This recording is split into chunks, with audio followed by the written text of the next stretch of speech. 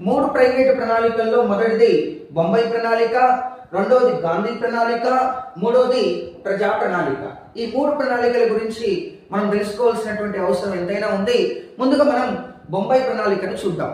బొంబాయి ప్రణాళికను బొంబాయికి చెందిన 8 మంది పారిశ్రామికవేత్తలు రూపొందించారు. ఈ 8 మంది పారిశ్రామికవేత్తలు బొంబాయి ప్రణాళికను ముఖ్యంగా పెట్టుబడిదారీ ఆర్థిక వ్యవస్థ విధానాలతో రూపొందించారు.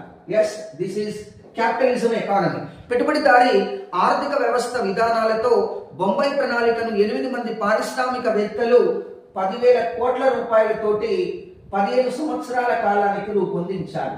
ఎస్, 10,000 కోట్ల రూపాయలతో 15 సంవత్సరాల కాలానికి తలసరి ఆదాయాన్ని రెట్టింపు చేయాలనేటటువంటి ఉద్దేశంతో మరి బొంబాయి ప్రణాళికను రూపొందించడం జరిగింది. అలా ప్రత్యేకంగా బొంబాయి ప్రణాళికను ఎవరు రూపొందించారు?